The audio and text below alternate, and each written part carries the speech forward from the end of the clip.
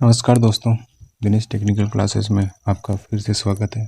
तो फ्रेंड्स, हम कर रहे थे इसरो का paper, Satish Dhawan space centre का हम पेपर सॉल्यूशन कर रहे थे। उसके हमने फर्स्ट लेक्चर मतलब फर्स्ट क्लास ऑलरेडी मैं डाल चुका हूँ। इसमें हमने 20 क्वेश्चन सोल्व कर लिए थे।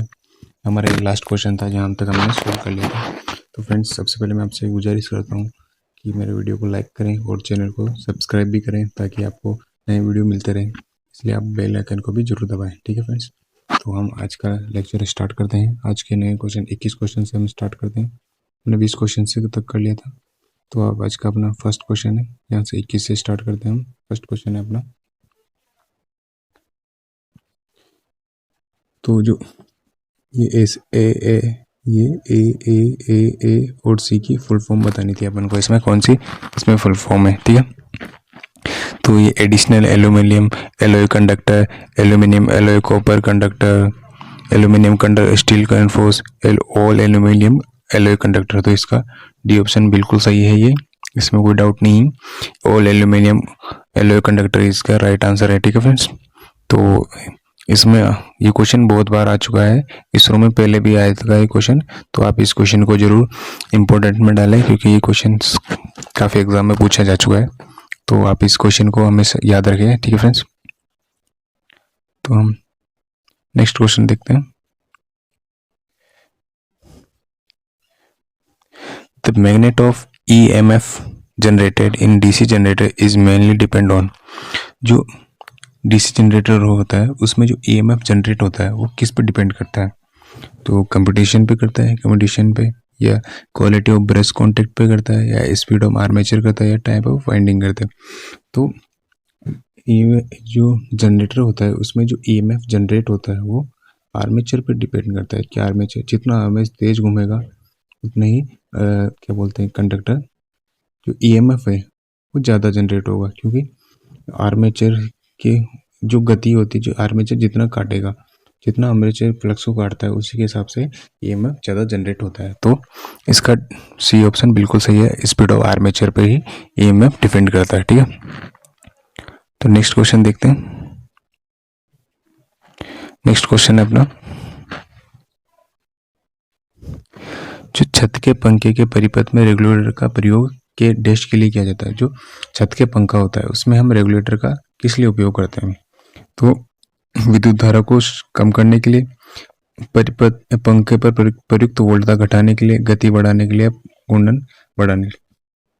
तो हम जो रेगुलेटर होता है उसका खासतौर पर जो स्पीड कंट्रोल होता है, तो हम उसका जो वोल्टेज होता है वो घटाने के लिए तो हम रेगुलेटर का इस्तेमाल करते हैं। क्योंकि हम अगर स्पीड ज़्यादा स्पीड में चलेगा तो ज़्यादा वोल्टेज लेगा, कम स्पीड करेगा तो कम वोल्टेज। तो हम रेगुलेटर का यही इस्तेमाल करते हैं कि ताकि ये जो वोल्टता है उसको घटाने के लिए काम किया जाता है। तो बी ऑप्शन इसका बिल्कुल सही आंसर होगा। पंखे पर प्रयुक्त वोल्टता घटाने के लिए हम रेगुलेटर का इस्तेमाल करते हैं, ठीक है फ्रेंड्स। नेक्स्ट क्वेश्चन है अपना,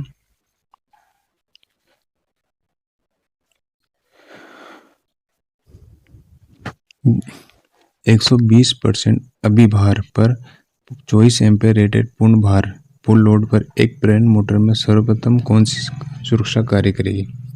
तो 24 एम्पेयर की चल रही है ना, 24 एम्पेयर रेटेड और एक रिले मतलब पूर्ण भार पर एक प्रेरण मोटर से काम कर रही है।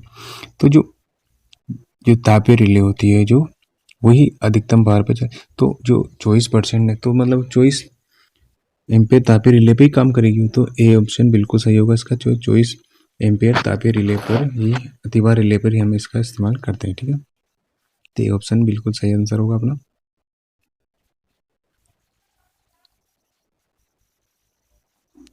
नेक्स्ट क्वेश्चन है अपना,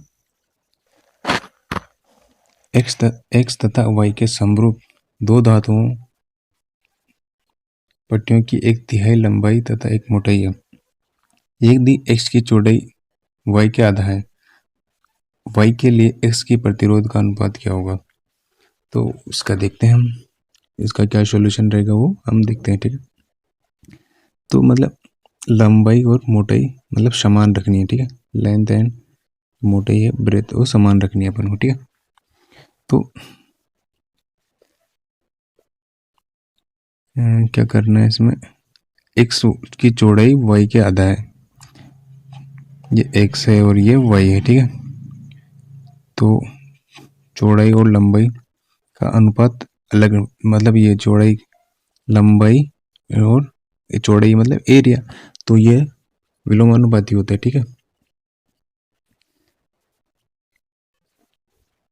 अगर ये 2:1 है ना, ये चौड़ाई 2:1 है, ठीक है।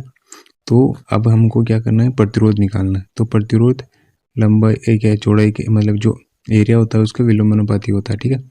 तो ये 2:1 है, क्या ये मतलब देखते हैं एक बार भाई, 2:1 है, ये क्या है, चौड़ाई एरिया है। वहीं अगर प्रतिरोध निकालना है हमें तो 1:2 हो जाएगा, क्योंकि ये विलोमानुपाती होता है दोनों। तो डी इसका राइट आंसर होगा, ठीक है। 1:2 आ जाएगा इसका, ठीक है। नेक्स्ट क्वेश्चन देखते हैं। अब हमें देखना है क्वेश्चंस, मतलब the volt meter range can be extended, मतलब वोल्ट मीटर की रेंज हम कैसे बढ़ा सकते हैं। तो वोल्ट मीटर की रेंज तो हम बढ़ाते हैं, क्या कैसे बढ़ाते हैं, जो जो मतलब उच्च प्रतिरोध होता है ना, उसको हम श्रेणी में लगा के हम वोल्ट मीटर की रेंज को बढ़ाते हैं। तो सी इसका राइट आंसर होगा, ठीक है। नेक्स्ट क्वेश्चन है अपना, in order to get high starting torque dash method is recommended with slip ring induction motor. तो हमें हाई स्टार्टिंग टॉर्क प्राप्त करने के लिए हम कौन सी मेथड को इस्तेमाल करते हैं, ठीक है।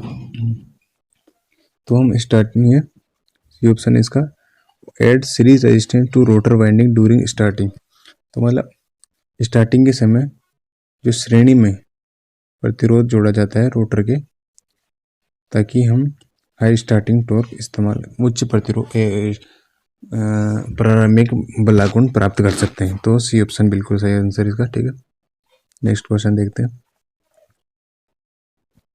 नेक्स्ट क्वेश्चन है अपना, एक केबल 20 एम्पेयर का वहन कर रहा है, प्रत्येक 10 मीटर में 1 वोल्ट कम हो जाता है, तो 30 एम्पेयर वहन करने में 100 मीटर पर कितने वोल्ट कम होंगे।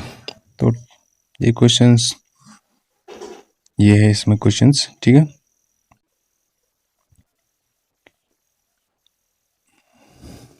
तो इसका राइट आंसर होगा 15 वोल्ट, इसका 15 वोल्ट ये राइट आंसर है, ठीक है। आप इसमें फॉर्मूला लगा के आप निकाल सकते हैं, ठीक है, ठीक है friends. Next question,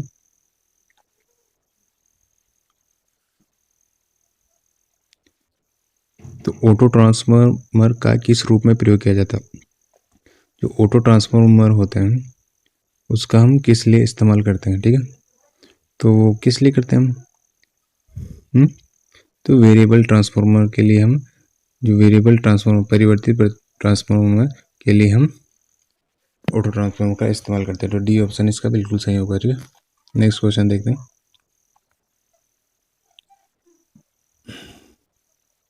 the main purpose of LED driver in light fitting is to provide, जो एलईडी ड्राइवर है जो लाइट फिटिंग के लिए हम क्यों इस्तेमाल करते हैं, तो उसके बारे में जानते हैं, ठीक। इनिशियली हाई वोल्टेज, अचानक हाई वोल्ट एसी वोल्टेज के लिए, लो वोल्टेज एसी के लिए, कांस्टेंट डीसी करंट के लिए, या स्थिर स्थिर स्थिर डीसी धारा के लिए, या प्रोटेक्शन अगेंस्ट शॉर्ट सर्किट से सुरक्षा के लिए। तो हम जो सी ऑप्शन बिल्कुल इसका, स्थिर डीसी धारा के लिए हम एलईडी ड्राइवर में लाइट फिटिंग को इस्तेमाल करते हैं, ठीक है। तो सी ऑप्शन बिल्कुल सही होगा इसका। नेक्स्ट क्वेश्चन देखते हैं। What is the phase shift of low voltage high voltage in the वेक्टेड group D delta star 1 power transformer. तो हम इस क्वेश्चन को पूरा डिटेल से समझेंगे फ्रेंड्स। तो इसमें अगर ये दे रखा है ना डेल्टा स्टार पावर, अगर 1 दे रखा है ना तो ये घड़ी के हिसाब से चलता है, ठीक है। ये अगर ये मतलब यहाँ पर हम 12 मान लें ना, 12 है ये, अगर इस तरफ होता है तो लीडिंग में आता है, ठीक है, लीडिंग पे आता है, और इस तरफ है तो लेगिंग में रहता है, ठीक है, लेगिंग में रहता है। तो अब एक स्टार डेल्टा स्टार 1 दे रखा है, तो 1 है इधर इसकी तरफ, तो ये लेगिंग में होगा। तो लेगिंग में होगा तो ये लीड तो होगा नहीं, ठीक है। अभी 3 यहाँ पर 3 बचे लेग के, और इसमें जो अंतर होता है, डिफरेंस होता है 1 या 11, जो भी 11 इधर 11 होता है, तो इसमें 30 डिग्री का होता है। तो 20 का राइट आंसर होगा, 30 डिग्री लेगिंग में आएगा, ठीक है, क्योंकि ये लेग में है और 30 डिग्री का ये अंतर रहता है। अगर ये अभी डेल्टा स्टार 11 होता तो अभी ये इसका क्वेश्चन आपको ये 30 डिग्री लीड में आ जाता, लीडिंग हो जाता अगर 11 होता। लेकिन अगर 1 है, जो 12th के बाद का आता है वो लेगिंग में आता है, और 12th से जो पहले आता है वो लीडिंग में आता है, ठीक है।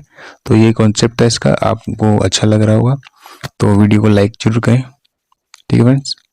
आपका लाइक ही हमें मोटिवेट करता है ताकि मैं और वीडियो बना के लाऊं, तो आप लाइक बना के रखें।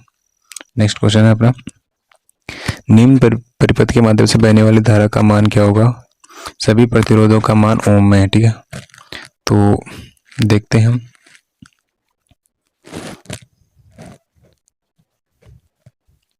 तो ये 3 प्रतिरोध दे रखे हैं समांतर में जुड़े हुए हैं। तो समांतर का फॉर्मूला क्या होता है? आर अपॉन एन होता है, क्योंकि सेम है तो हम ये फॉर्मूला लगा सकते हैं। आर कितना है अपना 15 है, और कितने हैं ये 3 है, तो कितना आ गया 5 ओम आ गया, ठीक है। और ये 10, तो ये सीरीज में जुड़ा था, ये 10 ओम हो गया, तो कितना हो गया 15 ओम हो गया, ठीक है, 15 ओम है, ठीक है।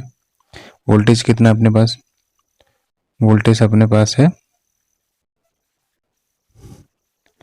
वोल्टेज है 30, तो हमें आई निकालना है। तो आई का फॉर्मूला क्या होता है? वी अपॉन आर, ठीक है। वी अपने पास कितना है 30 है, आर अपने पास कितना था 15, तो कितना आ गया 2 एम्पियर आ गया, ठीक है। तो 2 एम्पियर आ गया, तो बी आंसर इसका बिल्कुल सही होगा, 2 एम्पियर, ठीक है। तो इस तरह से आपको इस क्वेश्चन को सोल्व करना था। नेक्स्ट क्वेश्चन अपना, किसी दिष्ट कार्य से प्राप्त होने वाली स्पंदी आउटपुट को स्टडी स्टेट स्तर में बदलने वाले परिपथ को क्या कहा जाता है? तो उसको क्या कहते हैं हम?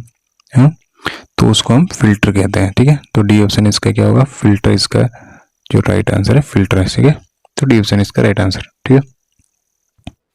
नेक्स्ट क्वेश्चन अपना, the output power of electric motor is taken from, जो मतलब इलेक्ट्रिक मोटर में होता है उसमें जो हम बाहरी जो फाइनल आउटपुट लेते हैं वो कहाँ से प्राप्त करते हैं? तो वो पोल से लेते हैं, आर्मेचर, कंडक्टर, शाफ्ट। तो शाफ्ट से हम जो आउटपुट प्राप्त करते हैं वो शाफ्ट से करते हैं। तो डी ऑप्शन इसका बिल्कुल सही होगा, ठीक है।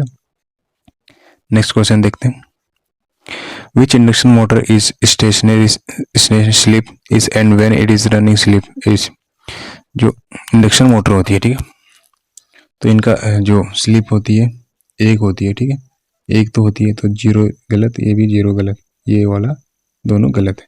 अब इसमें 1 1 है कि स्मॉल होती है कि लार्ज होती है। तो जो ये होती है ऑलरेडी लेगिंग होती है, ठीक है, लेगिंग होती है तो स्मॉल ही रहेगी, ठीक है। तो ए ऑप्शन बिल्कुल सही आंसर होगा इसका, स्मॉल आएगा, ठीक है। नेक्स्ट क्वेश्चन देखते हैं, what type earthing system is generally adopted in India, Bharat में कौन सा अर्थिंग सिस्टम इस्तेमाल किया जाता है? तो फ्रेंड्स ये क्वेश्चन थोड़ा आपका लेंदी क्वेश्चन होगा, क्योंकि बहुतों बच्चे प्लेट अर्थिंग होती है। अगर ये 3 नहीं होते तो ये प्लेट अर्थिंग बिल्कुल सही था, लेकिन अब ये टीटी दे रखा है इसमें, तो टीटी को हम पहली प्राथमिकता टीटी को देते हैं, ठीक है। तो ये राइट आंसर, अगर ये नहीं होता तो प्लेट अर्थिंग सही होता आपका, लेकिन ये है तो टीटी आएगा, ठीक है।